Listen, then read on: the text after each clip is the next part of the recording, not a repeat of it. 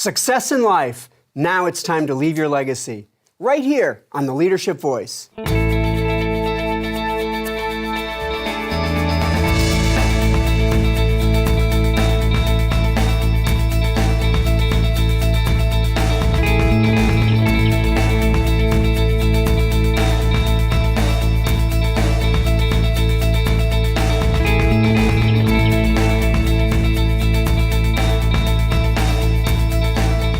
Welcome to the Leadership Voice. I'm your host, Jay Barbuto. Today's show features the paths to great achievements and leaving your legacy. Joining us today will be Pat Donahue, Chairman and CEO of Donahue Schriber Realty Group, and Mike Groff, retired CEO, Toyota Financial Services, Americas Region. We also have a special leadership lesson being delivered by Professor Shadi Goodarzi. But let's start things off with today's quote of the day. Today's quote comes from Shannon Alder. Carve your name on hearts, not tombstones. A legacy is etched into the minds of others and the stories they share about you. Our first guest today on the Leadership Voice is Pat Donahue. Patrick Donahue serves as Donahue Schriber's Chairman and Chief Executive Officer. Mr. Donahue joined the company in 1979 and has been involved in every aspect of the business, including leasing, asset management, development, and corporate strategy. Mr. Donahue has been instrumental in fostering key relationships and opportunities that paved the way through the company's early days in regional mall development and management, and parlaying the knowledge and disciplines obtained into becoming a recognized leader in the operation and development of neighborhood, community, and power shopping centers. A 1978 graduate of the Cal State Fullerton, Mr. Donahue is a past trustee and former Western Division Vice President for the Internal Council of Shopping Centers, and currently serves on its foundation board. Mr. Donahue's philanthropic works include Kids Work, Guardian Scholars, the California Showcase, the Orange County Real Estate Luncheon for OC veterans, Notre Dame High School, and the Rose Bowl Legacy Board. So it is with great pleasure to welcome here to the Leadership Voice, Mr. Pat Donahue. Thanks, Jay. Pat, it's such a pleasure to have you on the show today to share your wisdom with our audience. Thanks, Jay. Great to be here. Terrific. Maybe we could start by you sharing a little bit about how you evolved during your career into different roles and eventually became the CEO at your current spot. Well, I joined Donahue Schriber pretty much out of school at Cal State Fullerton in the late 70s. And it was a very small company. There were 11 of us. It was my brother's company. Dan was 13 years older than I was. And his business partner, Tom Schriber. And they were young guys kind of enjoying the run-up of real estate in Orange County, and they were building an organization. And I didn't really have much going on at the time. I had met my future wife and didn't really want to go, and I was thinking of being an athletic director and would have to travel the country. And Tom Schriber says, what else are you going to do? Why don't you come to work for us? And I said, well, okay, I'll try it. And frankly, I didn't like it much. But we were in the mall business throughout Southern California. We developed Glendale Galleria and Fashion Island in Newport Beach for the Irvine Company. And I found a place where I could really help Dan and Tom be a little bit different. I was kind of their problem solver, if you will. Mm-hmm. And I worked with them for 24 years and was the number 3 man in the company. And then tragically, Dan passed away in the middle of the night in 2002. And the board decided that I was the natural leader and had done everything to become the CEO. So I got the job out of a very tragic event, and yet, Dan would be very proud of what we've been able to do, and we've honored his legacy of the company. And Tom Schriber is still chairman emeritus, and it's a wonderful group of people. And we now have 65 neighborhood shopping centers from San Diego to Seattle. Oh, that's terrific. So as you think about the different things that you achieved at DSRG, maybe you could talk a little bit about what you see as the greatest achievement so far. Well, I think there are two. I really think that the first one was really how we navigated the death of our chairman. That morning we had just transferred ownership to a new shareholder to the tune of $150 million, and they get a call in the middle of the night before the check had cleared. We had to inform them that they had lost their chairman. And so what we did in those early hours and the days following are one of my proudest moments. I think we took a crisis and we handled it very efficiently. The next one would have to be the financial crisis. And looking at what happened in the markets and in real estate particularly. And our company and Larry Casey, our president, and all of our great people, we were able to navigate our way through it, and I'm very proud that we were able to do it and restructure our bank lines. We never defaulted on any notes, but we broke covenants, and so you had to raise money and bring in our shareholders and do that. And those are, if I look at and say, what did we really get an A paper on? I think we got an A paper on both of those crises, and they came out of crises. And it sounds like those were incredible challenges to overcome. Would you offer any advice for folks that ever have to deal with either of those two types of situations? Yeah, I think there are probably two things or three things that I would recommend. First off is keep your poise, right? Panic never did any good for anybody, even though you feel like it. And so keep your poise. Next, I would say be bold. When you're in a crisis particularly, I think I think people will follow a bold leader versus a timid leader. And so be bold. And then thirdly, I think is probably one of the successes of the company is be very focused.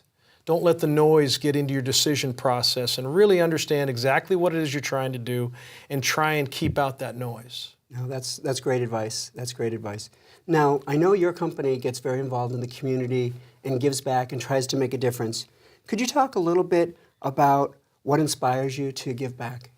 You know, Jay, frankly, we really, the main catalyst was Dan's passing. We had no time to grieve Dan. We had a company that had just changed hands. I had family, I had elderly parents, I had Dan's young family, I had my own family grieving with frankly, the patriarch of the family and the visionary of our company. So there was no time to grieve, and really one thing that we could do was to kind of give back and try and continue Dan's legacy.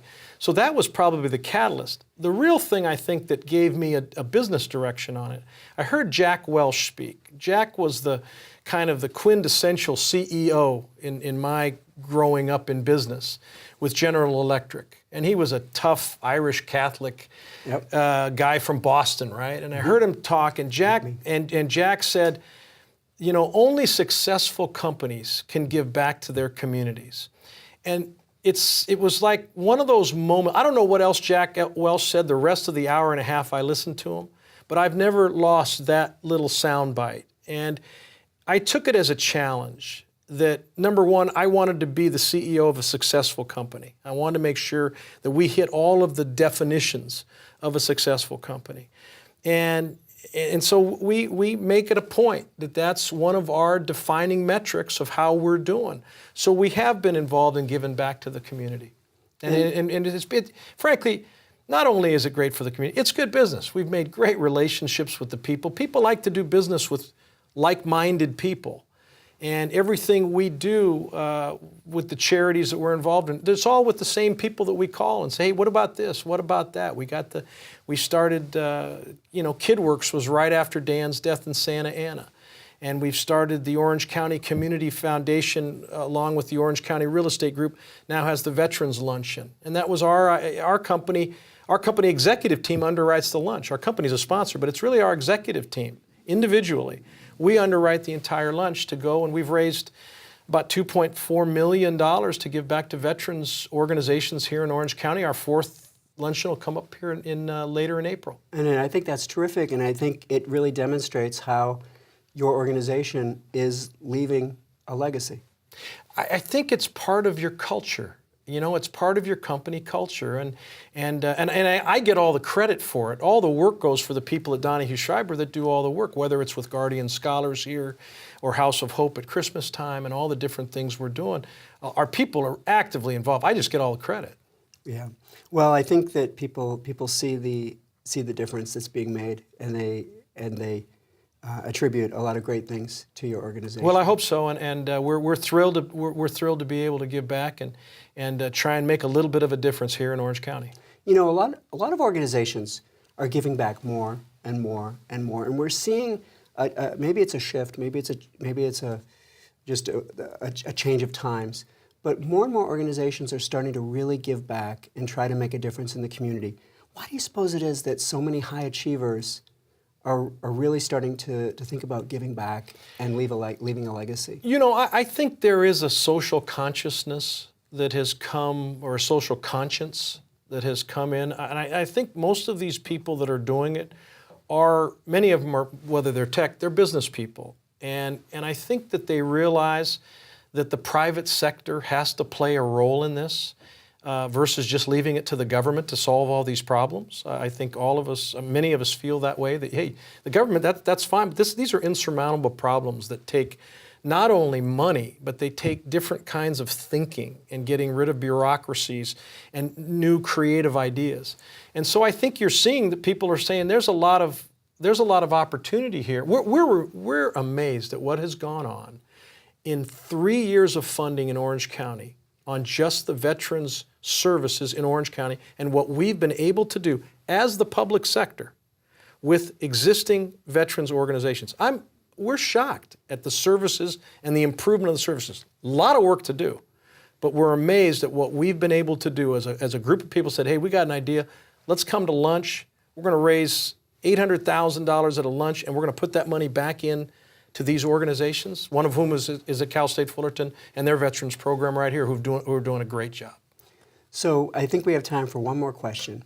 So if you were asked by somebody for advice, somebody who wants to achieve great things, somebody who wants to become a great success, what advice would you give somebody if they were to carve out some of your time and say, you know, what is the key here? You're going to think this is a canned answer, but I have a saying that I like to remind myself of, and that is one from Albert Einstein. And he said, do not strive to be a success, strive to be of value. And I think that's really important for anybody that, you know, success is very fickle. It is, you know, who is success? I mean, first off, define it as to what it is for everybody.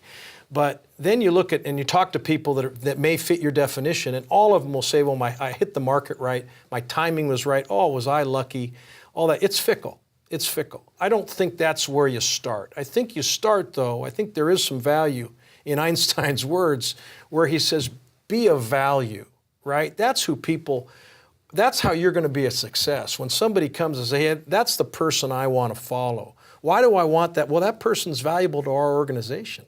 Don't let another organization have that person. Let's put them, they're our most valuable employee. Let's put them in our most difficult situation. That's people miss that. The people that get things done in the toughest times, those are your most valuable people. That's who you want. You don't want the people the easy ones are easy. You don't learn anything in the easy ones. It's the tough ones.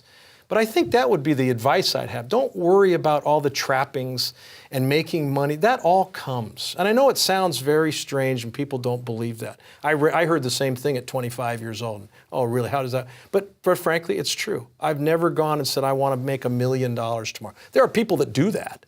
But I really think you really keep your feet on the ground, your eyes and your ears open to opportunities. You're bold. When presented with an opportunity, be bold, and the tougher the problem, raise your hand the highest to go take that problem on, because that's where you're going to be of value to your company. Oh, that's terrific. So when the greatest challenges brings out the greatest opportunities. Absolutely. Great. Well, I want to thank you for being on the show today. We're going to be back to do Q&A here in just a few minutes. Great, Jay. Right? Okay. I'll look forward to it. And now it's time for a featured segment of the Leadership Voice. It's today's Did You Know? If you were asked to guess whether companies or individuals are bigger givers to charities, you might think companies.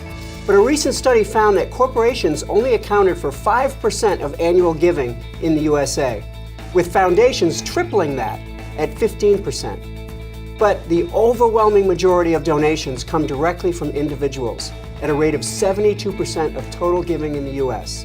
This means that the overwhelming majority of donations to charity come from the generous hearts of individuals.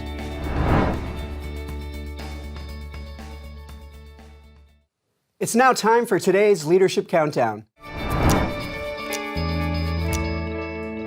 Today's show is about achieving successes and leaving a legacy.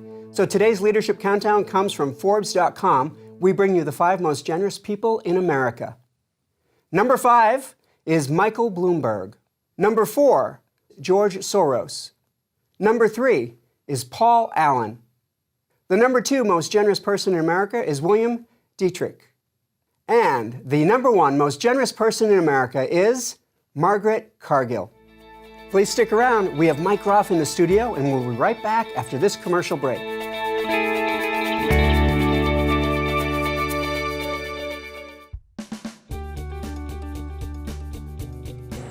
Well, we found here at Honda Center in the Anaheim Ducks that the Center for Leadership brings expertise in doing research, in doing training.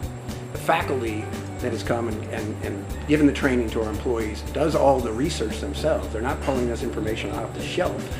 They're out there researching themselves, talking from firsthand experience, and it brings such a level of competency that we, again, don't find from other trainers that are on the market.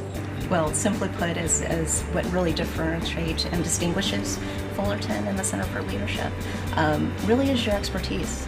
You guys are able to create customized content for our business based on true research. The faculty from Cal State Fullerton, obviously they're professors of their field. They have deep knowledge and research, but also, aside from the theory, they really bring in some practical examples, and they bring in a lot of interactive activities. The Bringing Learning to Work initiative is our way of meeting the needs of Orange County businesses and communities. When our clients ask the Center for Leadership to come to bring learning to work, the clients know that they're getting cutting-edge information, the latest thinking in the field, but they're also getting world-class training. Welcome back to the Leadership Voice. Our next guest today is Mike Groff. Mike is a proud Titan, earning his bachelor's in business from Cal State Fullerton before moving on to earn his master's in business at Chapman. Groff has over 40 years of experience in automotive financing, covering credit administration, collections, customer service, finance and insurance product development, leasing, marketing, strategic planning, commercial finance, international operations, sales, and dealer relations. He is recognized by associates for his leadership skills, his ability to facilitate change, and the development of people. Mike is a national trustee for the Boys and Girls Club of America and served as president and chief executive officer of Toyota Financial Services USA, as well as CEO of its TFS Americas region. Please welcome to the Leadership Voice, Mike Groff. Hi, Jay. Hi, Mike. Thank you so much for being on the show today. I'm thrilled to be here. It's great to have you. Maybe we could start by telling our audience, telling our folks a little bit more about you and how you evolved during your career to eventually become the CEO of Toyota Financial Services North America. I'd love to do that. So just a quick minute or two about my personal background, because I'm a proud native Californian. A lot of transplants to California. I'm not one of them. I'm a native Californian. So I grew up in Los Angeles and one of 7 kids, and learned an awful lot about life from my parents and our value system and really things we should think about to be successful. That journey included going to high school, Notre Dame High School in San Fernando Valley. I went to LA Valley Community College. I did 1 semester at Cal State Northridge.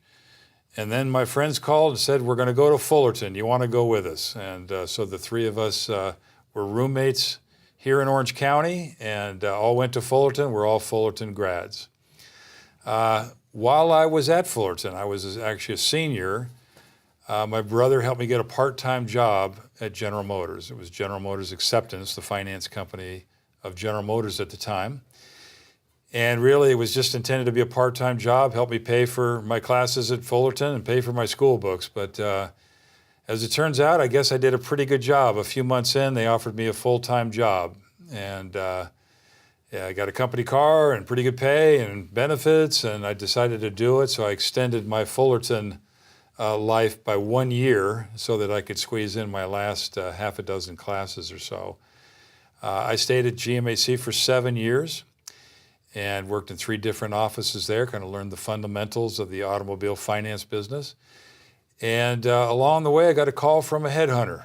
And the headhunter said, there's a little company called Toyota, and they're looking to start a finance company, and they want to know if you'd be interested. And so I had an opportunity in 1983 to start with what was a genuine startup at the time at Toyota Financial Services. I was the 7th person hired there. Today there's over 3,300. So I had an opportunity to grow a little tiny startup company into a pretty good sized company.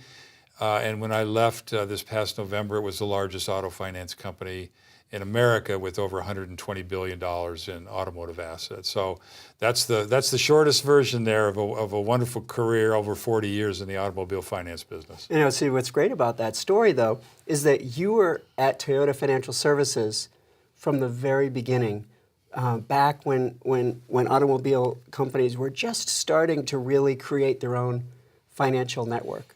That's right. That's right. And so you've got an interesting perspective, because when people think of Toyota, they think of it today as being such a large and established company. And when they think of Toyota Financial Services, they immediately imagine it also to be a highly established and highly large organization. So the thought that you were there when you were the 7th, you were employee number 7, that's amazing. Yeah, it was a wonderful ride, that's for sure. Great lessons along the way. Along the way, I'm sure you've had lots of lessons and lots of obstacles that you've had to overcome. Could you share maybe 1 or 2 of the obstacles that you've had to overcome, and maybe how you went about getting through those times?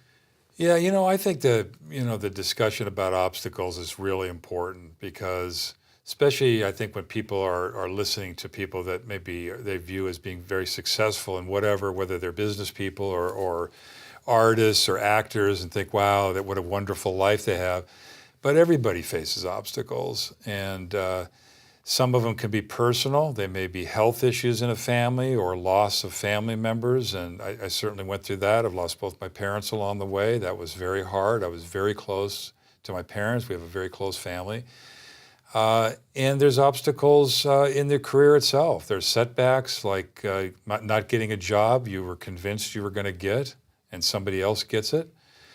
And you have to deal with sort of the emotional reaction to, am I not good enough? Did I not work hard enough? Is there politics involved? And those kinds of things. And, so I think the lessons were always to look at those obstacles, kind of regroup from them and learn from them, and say, well, what was the takeaway here? And I love the saying that's crafted different ways at different times, but it's not about how many times you get knocked down, it's about how many times you get back up. And so whatever those obstacles were, I think it was really a question of me sort of digging deeper and having the resilience to say, okay, it wasn't a great day, it wasn't a great week or a great month, but we're going to figure it out, and then we're going to be better because of it and moving forward. Yeah, I love that the imagery of imagining the falling down but then getting up. When people get up after they've fallen down, they brush themselves off. Right. And it's that moments when they're brushing themselves off that they start thinking about why they fell. And they start thinking about maybe what they could do differently next time, and how could they prevent the fall. And I think that's a great lesson for all of our viewers, is that it's not whether we fall, because we're going to. Absolutely. Absolutely. And really, what are you going to do about it? And I think, human nature, there's a tendency to say, well, this happened or that happened, or I kind of got a bad deal here and I wasn't treated fairly. But you also have to be accountable for yourself and say, well, what could I have done? And was I the best qualified? Was I really ready for that? And then how are you going to prepare yourself for the next time? How will you be better the next time? So, Mike, as you look at your career, what have you learned during your career? I'm sure you've had lots of lessons, but what have you learned during your career that you wish you had known, say, 30 years ago, that could have really helped? Yeah, I mean, there's, I'm sure, a lot of things that would have been helpful 30 years ago, but I do think the ones that I always think about when I get asked a question like that is, when you're young, and especially when you're coming out of college and you've got your brand new degree and you feel confident, I'm ready to take on the world, yeah. And then you get there and realize, wow, this is a lot harder than I thought. And there's a lot of other really good people here that are really smart and work really hard. I think what I would have liked to have learned was sort of a few key things that always come to mind. One is about self-awareness. And when I talk about self-awareness, I'm talking about this idea of really understanding who you are. What do you stand for? What is your value system? What is going to be your brand at the end of the day? When somebody says, I had a meeting with Mike Groff, what are they going to say? Are they going to say, oh boy, I know how he is. He's a nightmare. Or are they going to say, I'm fair and I'm smart and I'm well prepared for the discussion, I treat people fairly, etc. So I think self-awareness is really important. The second thing I learned was really this idea of authenticity, that you really should never try to be somebody else. You can learn from others, both good things and not so good things, but never try to be somebody else. You got to be who you are, and so being authentic and true to yourself and that brand that you develop, I think, is important. And then the last thing I would say that I've thought a lot about as people have asked me about my success is the importance of risk-taking. You know, I think sometimes people feel in their careers, really whatever that career path is, either the opportunities will just show up or somebody will tell them, hey, here's your next opportunity. It doesn't work that way. You've got to be willing to take risks. You've got to move into a different area where you don't have the expertise, but you need it. A lot of people hesitate. They don't want to do it because what if I fail? I was comfortable in this job, but if I do that one, what if I'm not good at it? I'll be wishing I had the old job back. Well, you got to take that risk, and I think that's important. I think just as I've observed people who are struggling with their careers, a lot of times they'll say, but are you the one that's holding it back? Are you not willing to take a chance? Do you have enough confidence in yourself to take that risk? Yeah, I think that's great advice for folks. Really, all three of your points.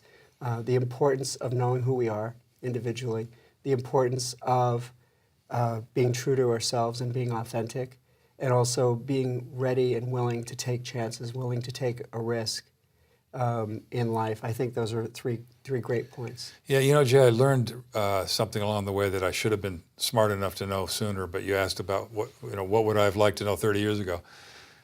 Well, one of them is that when you aren't as conversant in a certain topic, if you aren't as deep in that subject, but you go into that area, that actually is when the learning takes place, right? It's not when you're comfortable. If I have a certain job and I'm really good at it, and I'm going to come in tomorrow and do more of it, I'm really not learning anything. I'm just really good at that thing. And I'll tell you a quick story because I was the corporate marketing manager for Toyota Financial Services some years ago. Had done it for about 2 years. I believe I was doing a pretty good job. Got called in by the president at that time, and he says, I've got a new opportunity for you. I said, well, I'm not really looking for an opportunity. I've got a great job, and I love it. And he said, well, let me ask you something. If I keep you in that job, in 1 year from now, how much better will you be than you are today? And I sort of paused, realizing, okay, wait a minute, there's a message here. The message was clear. He was saying, yeah, you'll do another year of a great job, but you're not going to learn that much more. You've mastered what we needed you to learn. I want you to go over here where you know virtually nothing. I did that job. It wasn't necessarily my favorite job, but because I was no longer the smartest person in the room, I had to learn. I asked more questions. I did more research. I had to count on people to help me because I didn't know as much as they did. I think that's when learning takes place. And this idea of you have to get comfortable being uncomfortable, because when you're uncomfortable, I think that's when the learning takes place. Yeah, we've heard that many times, that it's the dissonance of the discomfort is where oftentimes our greatest development will eventually come and shine through. Absolutely. Could you talk a little bit about the ways that you give back, and especially why you give back? Yeah, I wouldn't say this, if it was a similar question earlier, about 30 years ago, I'm not sure I understood the importance of giving back. All my energy was about developing myself, developing my career, learning my craft. In time, you realize that the world really expects more out of you. And part of that is you've got to be willing to give back. I've had very good fortune in my life, and along the way I realized, you know what? I've got gifts to share, and I need to share those. And so I do it in a variety of ways. In my introduction, you mentioned I'm a national trustee for Boys and Girls Club of America. I have been with Boys and Girls Club for about 11 years, 12 years. I love that because I get to see those young people, and they're just starting out, and in many cases they maybe are coming from a family background where the role models don't have the experience. Maybe they've never been to college. So I love that idea that maybe I can sort of push somebody down a certain path. And I just think giving back's important. In fact, that's why I'm here today. I think I have an appreciation for what Cal State Fullerton did for me and my degree and the importance of that degree. And this is certainly part of my wanting to give back. I think anything that we can ever do to capture the wisdom of folks and make sure that that wisdom has a forum to help others and to help others grow, help others to learn and to develop, I think that's always going to be a positive thing. I think, look, I think legacy matters. And it's not just community service, which again I just said I think is really important, but the question of what was my legacy going to be as the CEO. So on the one hand, there's the business expectation, right, to do a certain amount of business and make a certain amount of money and support the Toyota enterprise. But I thought, well, if that's all I do, which we did do, by the way, ran a very successful business, was that enough? I didn't think it was enough. And so I carried on really the tradition that my predecessor had started, our commitment to deepening our community relations, but also our initiatives around diversity. So Toyota, I'm very proud that Toyota has been in the top 50 of Diversity Inc. survey for the last 11 years. This last year, the highest rating so far, we were number 25 in the country. And it's a very rigorous review, much like an accreditation of a college, where they come in and they really see what you're doing to support diversity. And those things don't happen by accident. They happen because there's a commitment at the company level and there's a commitment at the executive level to say we're going to make this important, we're going to do these things, and then you set out a course to do them. And I'm very proud of the work that was done during my time, and certainly the table that was set now for the gentleman that replaced me, and what I hope he will do with those things going forward. This is wonderful to hear, and you really have described what is going to truly be a great legacy, both a legacy for yourself, but also a legacy for Toyota Financial Services, the startup that now nobody even thinks of it as anything resembling a startup. Right. But in your heart, you can still remember so clearly. Right. Very few got to say they were there at the beginning and then saw it to today. So that's going to be a wonderful memory for sure. So what advice would you give somebody, an aspiring person, that really wants to achieve great things, wants to achieve great successes? What would be your advice to that person? Well, to start with, I think learning is really important. And I don't mean just formal education, although that's certainly included in it. But I think this idea that every day you need to be learning something. And I think as humans, there's a tendency to learn a job, learn a function, and then just keep doing it and possibly being very good at it, but really not learning more.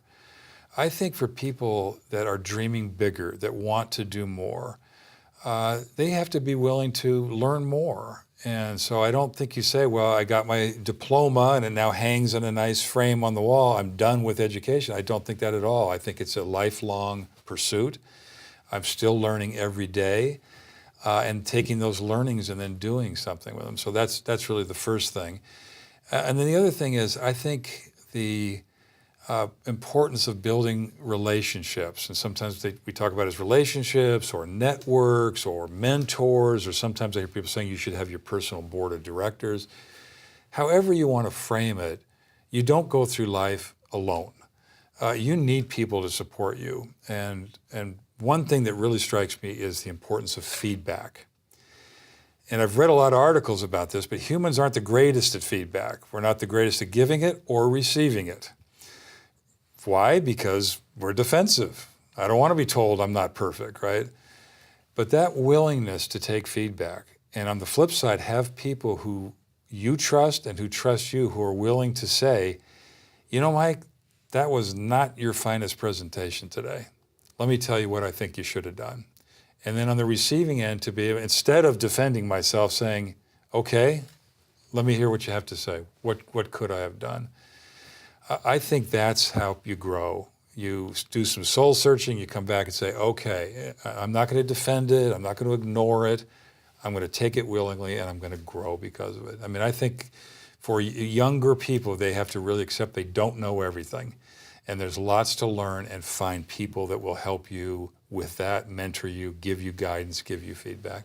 I think that's great advice. And the journey of being a lifelong learner and staying open, keep learning, being open to new experiences and to learn from lessons in life and to be open for feedback. I think those are great advice for a young person or early career person that wants to succeed in this world. So I want to thank you for being on the show. Thrilled to be here. We're going to be back in a few minutes, and we're going to answer questions from the audience as part of our Q&A. It's now time for a featured segment of the show, our Leadership Example, where we recognize great examples of organizations leaving great legacies.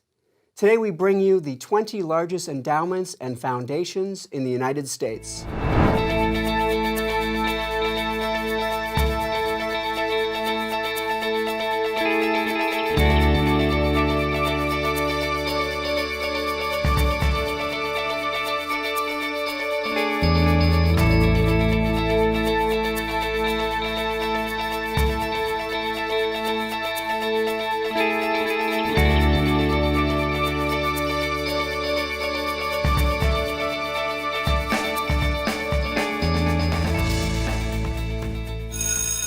Hear that? You know what that means. It's time for today's leadership lesson. Today's lesson is being delivered by Professor Shadi Goodarzi. So let's take 3 minutes to learn about the importance of success and leaving a sustainable legacy. Hello, I'm Shadi Goodarzi, and here is today's leadership lesson. Today we are learning about the leadership legacy of sustainability. First of all, what is sustainability? A company's operation is sustainable if it meets its numerous and varied needs, but it doesn't compromise the ability of future generations to meet their needs. In this regard, sustainability is the key to the long-term success of companies and society as a whole. But how can a leader make the company practices sustainable? And more importantly, how can the company keep these practices as their core values, a legacy of leadership? To answer this crucial question, a leader should establish the culture and foundation of sustainable thinking across different levels in the corporation. The leader can follow triple bottom line by simultaneously considering the social, environmental, and financial aspect of the decision-making process. To this end, 3 factors are crucial: education, foundation, and vision. Education. Through education, the critical question of what is sustainability and why is it important is answered. Goal of this education is that sustainability practices become the goodwill and the purpose within the organization. It is important that the employees realize that sustainability is a key to more promising future for both the company, which is nothing but themselves, and the community. Leaders should proactively pursue this goal and commit to educating others about the importance of sustainability. In this case, everyone finds it in their own benefit to contribute to a more sustainable corporation. Foundation. A leader should lay the foundation that facilitates sustainable practices. To this end, proper investment needs to take place. This can be initiatives by the human resources that support, promote, or incentivize philanthropic and social responsibility within the corporate and beyond. Or it can be corporate policies that take advantage of the circular economy, green products and services such as paperless processes, renewable energy sources for electricity, reducing the CO2 footprint of operational activities, and extract the maximum value from resources while in use, then recover and regenerate products and materials at the end of the service life. As mentioned earlier, consideration should be given to all financial, social, and environmental factors. Vision. Leaders shouldn't only focus on the short-term objectives, but instead consider the long-term consequences of their decisions. Only under this condition it is possible to create a lasting legacy of sustainability. And this, in turn, requires a leader to think early on about how they can create a legacy that outlives their roles. Conforming to the three aspects discussed here, education, foundation, and vision, a leader can leave a positive and long-lasting impact on everyone's lives. This would be the leadership legacy, a sustainable corporation. I'm Shadi Gudarzi, and this has been your leadership lesson. Thank you, Professor Gudarzi, for that insightful leadership lesson. It's now time for the Leadership Voices Q&A. Viewers, do you need some advice? Well, you've come to the right place. Every show we take questions from you, our viewers, and we answer them right here on the show. Today we have 4 questions for our guests. So let's get to our Q&A. Our first question is for Pat Donahue, and it comes from Kimberly in San Clemente, California. She asks, when doing a deal, is it more about the numbers or more about the people? Please explain how the two may balance. Kimberly, that's a great question, and it's not an easy answer. It's not an easy balance. I would say that they both have their role, but I personally feel that if the people part is not in place, it doesn't matter what the numbers are. I really think it's, you should do business with the right people and people you're comfortable with and that you can trust to do what they say they're going to do. And so I would clearly start with the people side of it. Now, if the numbers don't work, the numbers don't work, no matter who the people are. And so they're critical to the process. But I really believe, and I'm a firm believer, that we waste a lot of time doing business with some people you shouldn't do business with. I think they're a much bigger time waster than the actual numbers. The numbers you should be able to quantify very quickly. But understanding people and whether you should do business with them or not is a little more difficult, a little more subjective, a little more art to it than science. But I'm a firm believer in the relationship piece. Business is just a lot more fun when you're dealing with people you like doing business with. Well, Pat, I can't agree more. I mean, I just think you can have the greatest project in the world, but if you don't have the right people with the right skill sets and the framework that they're going to operate or squared away, then I don't know how any great project or poor project has any chance of succeeding. I mean, I think it always starts with the people and making sure you have the right ones and have them with a clear vision of what you're trying to do. So it starts with the people, but we can never overlook the numbers. No, you can't overlook the numbers. If the numbers aren't right, it's not going to work. Doesn't matter what a great salesman, whatever your relationship is with them, they have to work for everybody. It has to be a win-win. It has to make sense for all the parties. But I think you do find yourself in business where you get a chance to say, okay, I can go with customer A or customer B, and you weigh that. Where do you have more fun? Who do you trust more? Who's going to do what they say they're going to do? And I think the relationships are critical to that. I think that's the big tiebreaker. Terrific. So our second question is for Mike Groff, and it comes from Jonathan in Santa Ana, California. Jonathan asks, to whom in your life do you feel was most instrumental to your success that you have had? How has that inspired you moving forward? Well, I can only assume that Jonathan means except for my friend Pat, who is an obvious first answer. You know what I mean? Right. Yeah. Thank you, Jonathan, for that question. But I think, Jay, first of all, I know this sounds pretty cliche, but for me, it was my parents. And I say that because they taught me really my fundamental belief system, and that has driven everything I've done throughout my life, personally and professionally. Along the way, certainly a lot of great mentors that were willing to support me, give me advice, give me honest feedback when I wasn't at my best. Too many probably to name. People out in the broader world, executives of companies, politicians, others that I saw that I wanted to emulate for their character, how they presented themselves, how they did business.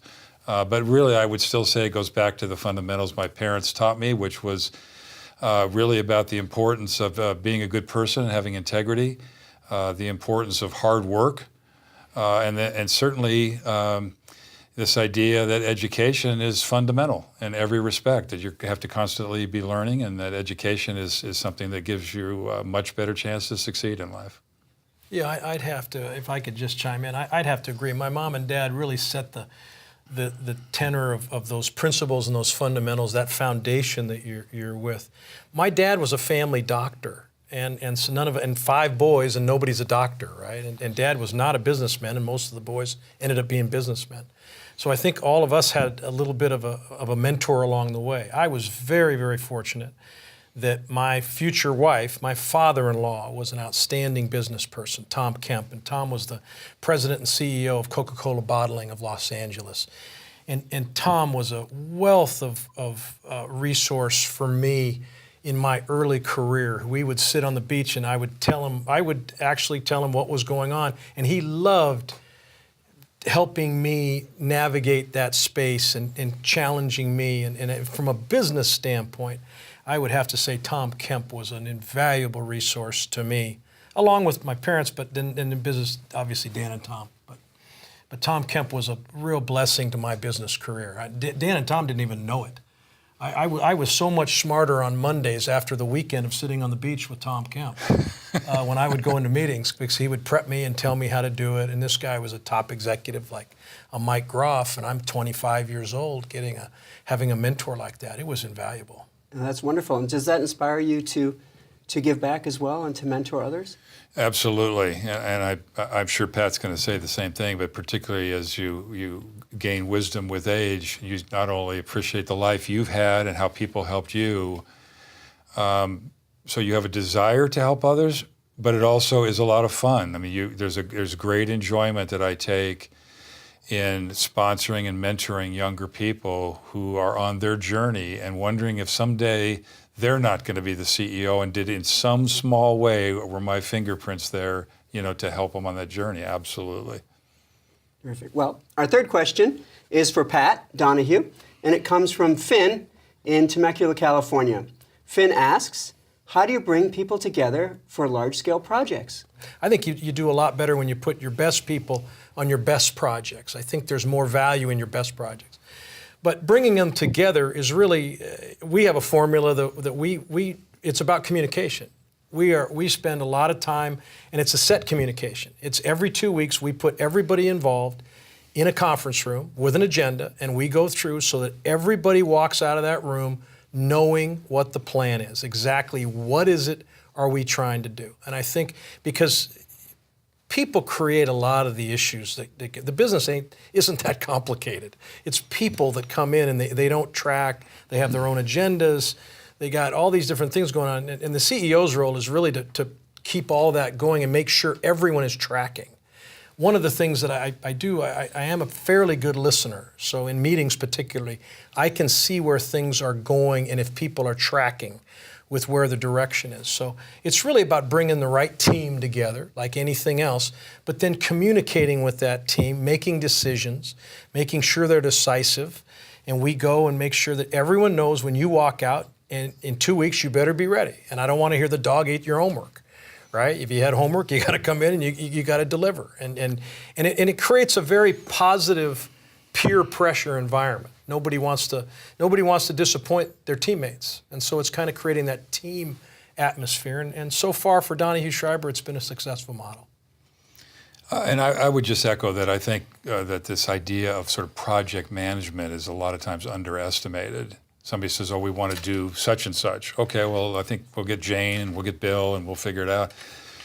But really, for projects to be successful, whether you're building a great building, shopping center, or Toyota's building a great car, right? It starts out with a dream. We say, what's the mission here? What are we trying to accomplish? Everybody gets on that same page and says, okay, right, we see what the mission is. And then you set a course and you have a plan and it has milestones and people are held accountable. And yet you see in business, that's not always as strong of a skill as you might think it would be. Sometimes the milestones just keep moving. Well, we didn't hit Friday. We're going to do it next Friday. Next Friday becomes the following Friday. I mean, you have to have accountability built into that system. It's about getting things done. So I think it's a really important question, and one that I think companies struggle with more than I think people realize. And Mike, you touched on it. It's really a continual defining of exactly what is it are we trying to do.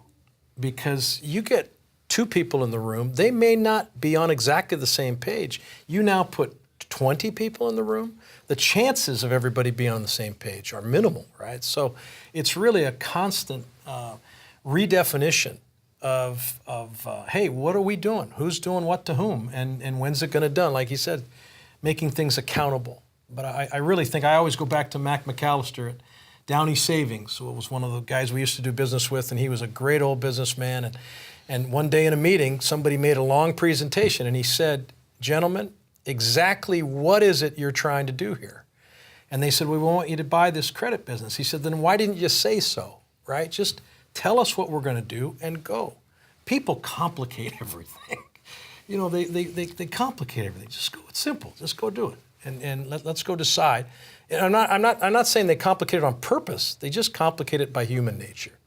And you put enough people in the room, and it's hard to communicate. I think it's a critical piece, especially large projects, because they can wander off, and people think they know where you're going, and they may not, and they can do a lot of damage when that happens. Absolutely. Yeah, there's a lot here that can really guide younger minds or earlier career minds as they start thinking about these types of projects. I love the point about accountability, and don't give yourself permission to make excuses. I think that's a message I think that's really important for early career folks to keep in mind. To be a successful business, you got to work through that. You know, you've got to have good plans. You got to have great people backing them up, and then underneath that, you have accountability to make sure it gets done. And you create that team approach. You know, you create that team that, hey, I'm not going to let them down. I was supposed to do this. I better get this done. And whether you call it your homework or whatever for that meeting, there's a positive peer pressure. Peer pressure, you know, when somebody says peer pressure, it's always a negative connotation, right? Doesn't have to be. It doesn't have to be. I mean, I think positive peer pressure is one of the most powerful emotions that there are in the world. I mean, we all want to be accepted. We all want to be part of a team. And I'm all about, we do that all the time. And you don't want to let your teammate down. You know, you don't want to let the team down. So I think it's really important. But it's communication. And it's understanding, it's vision, making sure that everyone stays on the same page, and keeping everybody accountable. Yeah, that's great. That's a great lesson. Our fourth question is for Mike Groff, and it comes from Sarah in Covina, California. She asks, "What does it take in your mind to become a great leader and success in your industry?" Well, Jay, I think Sarah is asking a really terrific question, and the evidence that it's a terrific question is there are literally thousands of books on leadership.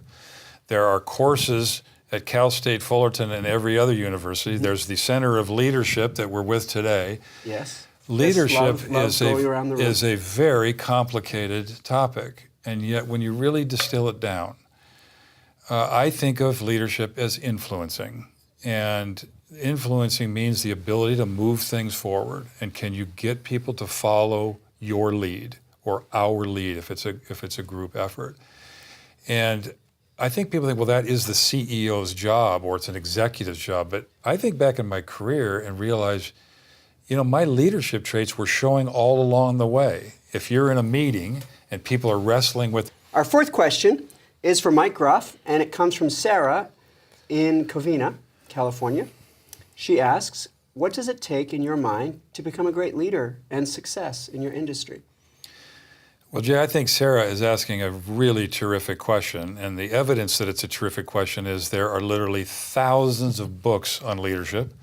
There are courses at Cal State Fullerton and every other university. Mm-hmm. There's the Center of Leadership that we're with today. Yes. Leadership is a very complicated topic, and yet when you really distill it down, I think of leadership as influencing, and influencing means the ability to move things forward. And can you get people to follow your lead or our lead if it's a group effort? And I think people think, well, that is the CEO's job or it's an executive's job. But I think back in my career and realized, my leadership traits were showing all along the way. If you're in a meeting and people are wrestling with an answer, are you going to sit back and sort of watch the show while they wrestle with it and go nowhere? Or are you going to step in and say, hey, folks, look, we're not getting anywhere. How about if we do this? Maybe it's a compromise. Maybe there's a different way to approach it. That's leadership, and it's influencing. And I think people underestimate, no matter what level they are in an organization, they can be doing it. It doesn't come from the mountaintop. It actually comes from working together and having people follow your lead. And I think that's why it's a critical success factor for people that are successful, because they don't sit back and watch the show. Pat and I can't live sitting back and watching the show. We don't have the patience to sit back and watch the show, because if it's not moving forward, we're uncomfortable. We don't want to be part of something that's not moving forward. So I just think leadership is about that. But to do that, you're talking about things like confidence in yourself and your abilities. You're talking about the courage to speak up, maybe being the contrarian view in the room. And will you be alone? And can you live with that? It's those kind of characteristics that I think that you see in great leaders, no matter what type of leader they are. I want to comment on the second part of the question, and that's success. And I think that I'm gonna share with Sarah a phrase by Albert Einstein, who said, "Don't strive to be a success, be a value."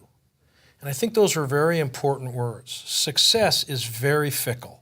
It's based on timing, luck, a lot of different things. There's a lot of people that should have been successful that weren't, because of some calamity that happened they had no control over, right? And so success can be very, very fickle. But for you to be of value to your company or your family or to the people that you work with, I think that is one of the things that I focus on with regards to when I look at an employee and when I think about our family and anything about who the leaders are, is who are the most valuable of those people, right? Who's created the most value? Mike uses the phrase of a personal brand.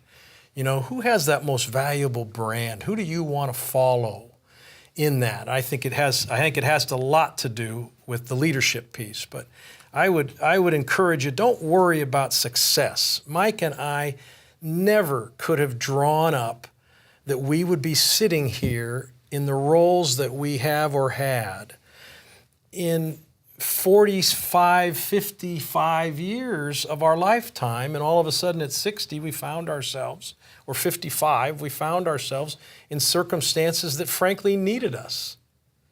And it was, I don't know if that was divine intervention. In my case, if it was dumb luck, I don't know what it was. But it happened, and everything I had done up to that point had prepared me for that moment. And it wasn't about being a success. I didn't obsess about, am I successful or not? I did obsess about being of value and of being a contributor, and also hopefully being a leader in some format. Yeah, I think it was luck is when preparation meets opportunity. Yeah, preparation meets opportunity. That's yeah. And a lot of times in our lives, opportunities might be there, but we're not ready for them. Correct. That absolutely happens. And I think particularly for young people maybe that are watching this, that's definitely an issue, right? Because maybe things aren't moving fast enough, right? They say, I'm ready, but where's that promotion? Where's that big assignment? So they have to understand sometimes patience is really what you need. You got to be patient. Maybe it's just not your day today. And that doesn't make it less frustrating for you, but I mean, you have to realize it doesn't always come when you want. But will you be ready? Will you strike when the opportunity does present itself? Because more often than not, when I hear somebody's come up for promotion and somebody says, well, they're not ready. And I say, well, what does that mean? And will they be ready next month, next year? Right. And how will they get ready? Yeah, are we helping them get ready? Are we helping them get ready? It's not going to just magically happen. They have to pack. Yeah, absolutely. Yeah. So I mean, I just think that's the way it has to get looked at. I don't think there's magic to it. I mean, I think there's a lot of effort that goes into people getting themselves ready, and certainly organizations helping people get ready. And then you have to have both. You have to have willingness. You have to have the desire for people to want to be better and put in the extra time and energy that it takes. Yeah, I think for everybody out there, Jay, I interview a lot of young kids and help, I don't mentor them necessarily, but I do spend a lot of time with them trying to help them get started. And I always find it so interesting with a number of them, and they tell me, well, I said, where have you been? I've been there for a couple of years, and I got this. And I can just see it in their face. They feel they're falling behind. And I'll go to them, I said, well, you're falling behind. You're falling behind. You're 26. You've worked for 3 years, and you're not the president of that company. Well, I don't want to be the president, but yeah, you know what? You've hit it. I'm falling behind. And I always stop them and say, would you listen to yourself? You're 26 years old. You're going to live longer, which means you're going to work longer. The only reason you're falling behind is, to Mike's point, you're not growing every day. You got to decide how you're going to grow. Just because they haven't handed you the job doesn't mean that you don't stop growing in that, getting ready for that job, or that there isn't another job around the corner. So I do see that a lot in this generation. I hate to sound like an old curmudgeon, but you hear a lot about, I'm falling behind, and I'm going, wait, falling behind? Slow down here. This is a marathon. This is not a sprint. And yet that sprint, the one thing they said, the one question you asked Mike earlier about, what do you wish you would have known 30 years ago? I wish I would have known it was going to go this fast. Right? I just wish I would have known it was going to go this fast. That's for sure. Because I would have done some things a little differently. No, that's great. I want to thank you both for being on the show and helping us with the Q&A. I think we really tackled these questions and gave our viewers some great pearls of wisdom. So thank you for thrilled to be here, being Jay. a part of this. Thanks. This has been the Leadership Voices Q&A. Thank you, Pat and Mike, for helping us with today's Q&A. If you have a question or need advice, send us your questions here to the Leadership Voice by email, leadershipvoice@fullerton.edu, or by Twitter @CSUF_leadership. Well, I think that's all the time we have for today's show. Today we learned about the paths to great achievements and business success, and also the beauty of leaving a legacy while doing it. Thank you to our guests, Pat Donahue and Mike Groff, for joining us, and a special thank you to Professor Shadi Goodarzi for delivering today's leadership lesson. Join us each episode of the Leadership Voice, because every show is different. I'm Jay Barbuto, and on behalf of the Center for Leadership on the beautiful campus of Cal State Fullerton, we'll see you next time right here on the Leadership Voice.